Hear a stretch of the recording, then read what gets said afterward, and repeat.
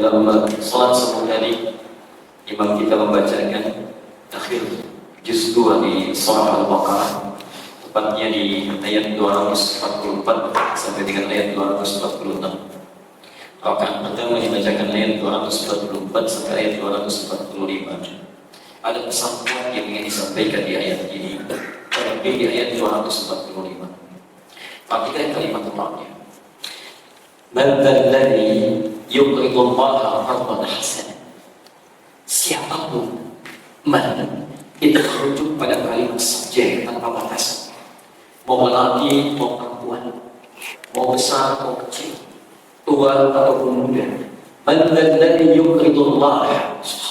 Ini panggilannya lembut sekali, lembut. Kata Allah, siapapun, aku tak peduli baik itu lelaki atau perempuan, tua ataupun muda, dewasa atau masih kecil. Alladzi yuqridullaha, siapa yang mau menyisihkan, menggadaikan waktu hidupnya sedikit saja karena Allah, insyaallah. Qardan hasanan, dia gadaikan itu untuk penggadaian yang baik.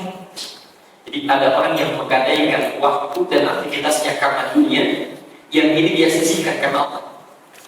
Ada orang yang setelah fajar dia olahraga, yang ini dia sisihkan untuk taklim mendekat kepada Allah. Ada orang yang malam-malam dia sisihkan untuk dunia dan nonton bola, yang ini dia sisihkan untuk Allah bangun tahajud. Insyaallah. Fayudha'ifu lahu adha'afan katsira. Maka waktu yang dia berikan karena Allah ini, Allah akan lipat gandakan pahalanya, tak terlukiskan bagi dirinya. Subhanallah. Bapak Ibu sekalian, kalimat terakhirnya ini yang paling menggugah. فَيُضَاعِفَهُ لَهُ أَضْعَافًا كَثِيرًا وَاللَّهُ يَقْدِرُ وَمَا يَبْسُطُ وَإِلَيْهِ تُرْجَعُونَ. Kamu mesti sadar itu. Wallahu yaqdir wa yabsut. Mudah bagi Allah itu untuk mengambil waktumu atau memperlebarnya. Jadi Allah itu bisa menyempitkan waktu kita dengan berbagai kesibukan ataupun melapangkan hati kita dengan berbagai aktivitas yang bermakna. Tapi yang penting kita catat, ilaihi turja'un. Suatu saat kalian akan pulang. Jadi ada seakan-akan ada pesan di ayat ini, jangan terlalu sibuk dengan dunia. 24 jam Allah berikan bagi kalian, kata Allah itu, gak untuk banyak. Gak untuk banyak. Coba untuk perhatikan, dalam sehari 24 jam itu, dari ibadah pokok berapa persen yang dituntut oleh Allah? 24 jam. Salat kita yang fardu berapa kali? 5 kali. Paling khusyuk berapa menit?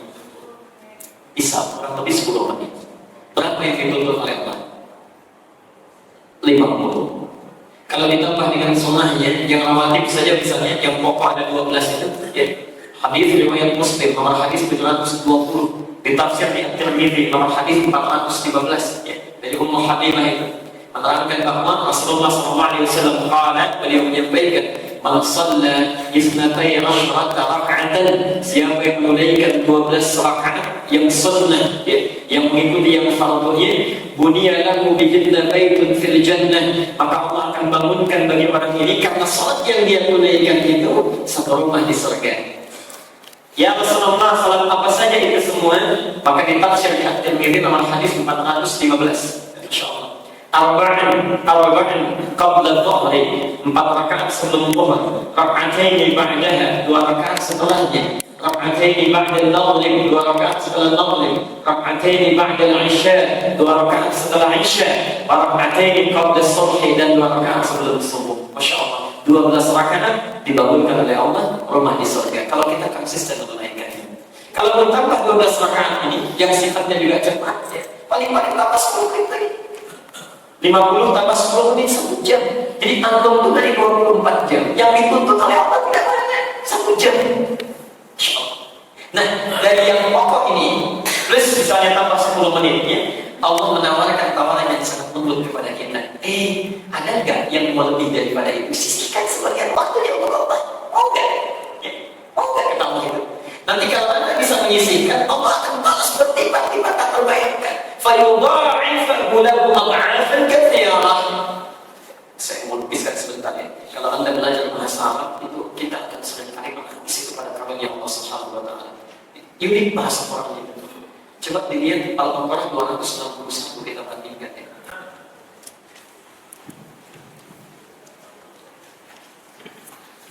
Bandingkan dengan Quran Surat Al-Baqarah 261. Yang ini Quran Surat Al-Baqarah ayat 245. Kita akan coba bandingkan dengan Al-Baqarah 261.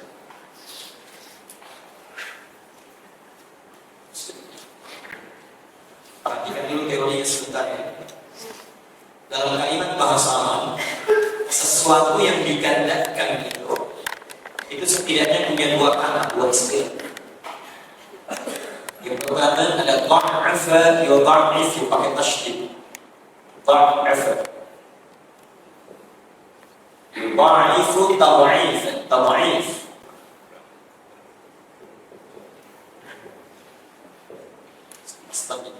Yang kedua dha'afa yudha'ifu mudha'afa. Musaf ya, kita belajar.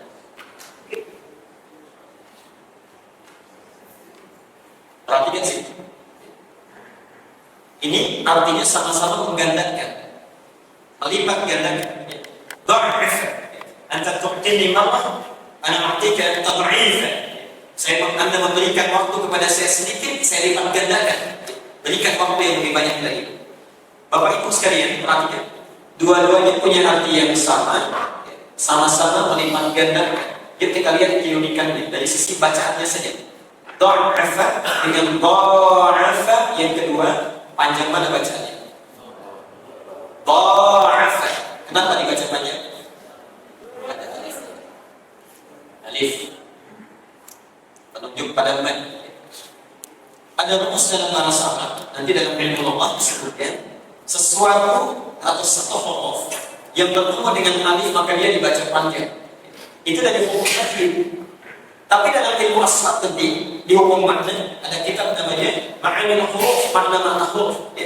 Nah, sesuatu yang dibaca dengan alif bentuknya panjang, ini menunjukkan di antara maknanya menunjukkan sesuatu yang banyak tak terlukiskan atau sesuatu yang panjang tanpa batasan. Kenapa di Quran melipat gandakan tidak pernah menggunakan hamzah tapi menggunakan alif? Ada kisah yang ingin disampaikan. Bila kau berikan kebaikan kepada Allah akan diberikan pahala yang banyak tanpa batas. Doa iftitah dalam surat apa baca? Allahumma barik. Itu ada di Al-Bukhari nomor hadis 711 dari Abu Hurairah.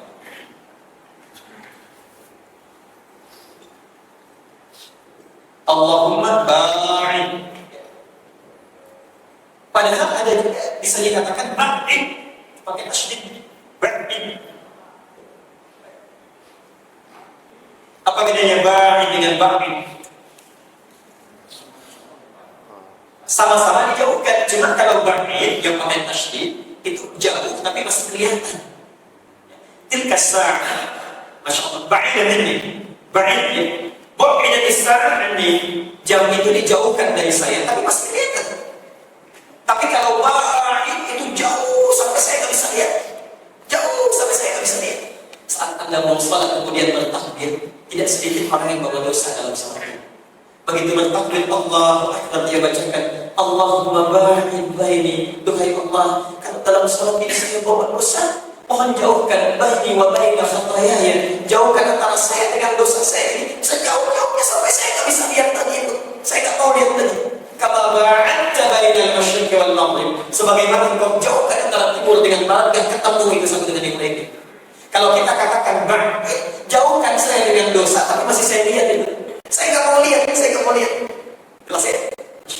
Yang ini di Quran itu tidak pernah kita temukan penggandaan menggunakan tasydid, selalu menggunakan alif, ingin menunjuk rahmat Allah. Kalau sudah melipat gandakan pahala jauh dari apa yang kita lukiskan, nggak bisa dibayangkan. Sekarang perhatikan, orang yang meluangkan waktunya saja untuk Allah, dia gadaikan. Orang lain melakukan dunia, dia lakukan untuk Allah. Fayudha'ifahu lahu ad'afan katsirah. Allah. Padahal sudah menggunakan mu'afah itu sudah banyak tak terlukiskan. Ditambah lagi ad'afan katsirah, banyak yang sangat banyak yang kau tidak bisa membayangkannya. Tidak bisa membayangkannya. Karena itu saya sering katakan, taklim itu melahirkan banyak pahala yang tidak bisa dilukiskan. Apalagi dilakukan di masjid. Masuk dari pintu masjid, langkahkan kaki kanan. Saya sudah pernah terangkan, Allah sudah menunggu kita. Masuk satu pintu, dibalas 3 pintu. Antum masuk, Allahumma ftahli. Satu pintu masukin bangun, dibalas oleh Allah dengan abwab. Ya Allah, bukakan bagi saya pintu-pintu rahmat. Allah rahmati. Rahmat di Quran ada 3 jenis, pernah saya terangkan. Satu bisa ampunan dari dosa, yang kedua solusi dari persoalan yang dihadapi, yang ketiga, masya Allah, anugerah dunia atau akhirat yang tanpa batas. Dunia disebut rahman, akhirat disebut dengan rahim. Anda baru masuk itu, belum sholat, belum takdim, baru masuk saja Allah sudah tunggu. Hambaku, malam lain pergi keluar, kamu pergi ke masjid, lagi butuh hamba. Apa yang kamu inginkan dari rahmat saya? Ingin diampuni dosa, mohon kepada-Nya. Ingin diberikan solusi dari persoalan, minta sekarang. Masya Allah. Butuh dunia, butuh akhirat, mohonkan saat ini. Minta dengan khusyuk Allah berikan. Itu baru masuk. Belum sholat di masjid ini. Keutamaan di masjid dengan tempat dia 25 lebih baik, 25 kali lebih baik. Setiap jarak 500 tahun. 1 ke 2, 2 ke 3, 3 ke 4, sampai ke 25. Itu antara 1 dengan 2, 500 tahun. 2 dengan 3, 500 tahun. 3 dengan 4, 500 tahun. Itu aku baru masuk. Salat berjamaah ini Masya Allah 27 kali dibandingkan, lebih baik dibandingkan dari salat sendirian. Selesai itu ikut taklim, Masya Allah, lebih daripada 5 hadis, yang menyampaikan keutamaan taklim. Antum baru duduk saja, malaikat sudah datang menaungi, menunggu kita berdoa atau tidak, beristighfar atau tidak. Dia di Muslim 1389, At-Tirmidzi 2682, Ibnu Majah 219. Kalau antum tilawah lagi dengan Quran yang dibacakan, kemudian kita bahas itu, Masya Allah, berlaku Muslim 2700, diturunkan 4 keutamaan lagi. Majtama'a qaumun fi baitin min buyutillahi, tidak pernah berkumpul orang-orang di salah satu tempat di rumah Allah. Masya Allah. Yatluna fihi kitabullah, di situ dia belajar tentang kandungan kitabullah. Wa yatadarasunahu fima bainahum, kemudian mendiskusikan kandungannya supaya dia bisa menunaikannya dengan baik. Illa, kecuali Allah akan berikan bagi mereka itu nazalat alaihimus sakinah, ditanamkan sakinah dalam diri. Wa ghasyiyatuhum rahmah, diliputi oleh rahmat Allah Subhanahu wa taala. Itu belum keluar, itu masih di dalam. Masyaallah. Wa hafathumul malaikah, malaikat berkerumun mengikuti mereka, mencatat, mengamalkan, dan bisa mendengarkan, bahkan memohonkan ampunan kepada Allah dan mengaminkan doa mereka. Wa dzakarahumullahu fi man 'indah. Selama antum masih ikut taklim belum keluar, Allah menyanjung hamba ini dibandingkan dengan hamba yang lainnya di sisi makhluk yang berada di arsy. Hadis sahih. Muslim hadis 2700 itu belum diamalkan. Kalau antum keluar dari sini kemudian diamalkan itu, maka pahalanya lebih besar dibandingkan orang yang ibadah tanpa punya ilmunya. Para ulama mengilustrasikan 1000 bulan. Padahal hadis yang menyampaikan seperti keutamaan bulan dibandingkan dengan keutamaan benda-benda yang ada di jagat raya. Jadi tolong fokus kita untuk taklim saat ini. Amalkan apa yang tadi disampaikan yang bersama-sama tadi. Ketika Anda meluangkan waktu untuk Allah, Allah dipertandahkan tanpa batasan. Yuk bandingkan dengan ini. Al-Baqarah 261. Contoh. Mathalul ladzina yunfiquna amwalahum fi sabilillah kamathali habbah ambatat 7 sanabil fi kulli sunbulatin mi'atu habbah. Perhatikan sampai sini dulu ya. Orang yang berinfak dilakukan karena Allah, bukan karena yang lain. Maka perumpamaannya seperti dia menanam 1 biji benih, lalu tumbuh jadi 7 tangkai. Setiap tangkai memiliki 100 biji baru.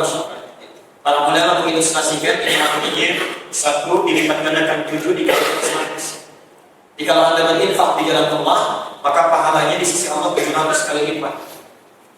700 kali lipat. Ini kalau hitung-hitungan. Kalau hitung-hitungan. Kalau dia tidak pernah berhitung, kalau tidak pernah berhitung, maka berlaku tulisan ayatnya. Ayatnya jangan dipotong sampai sini. Wallahu yudha'ifu liman yasha. Yudha'if.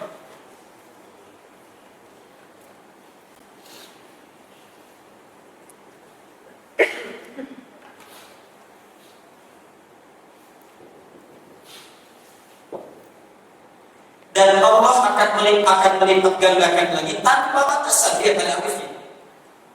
Allah akan melipat gandakan lagi tanpa batasan. Liman yasha, bagi siapa yang dikehendakinya dalam berinfak itu. Nah, kata para ulama, kalimat liman yasha ini, liman yasha,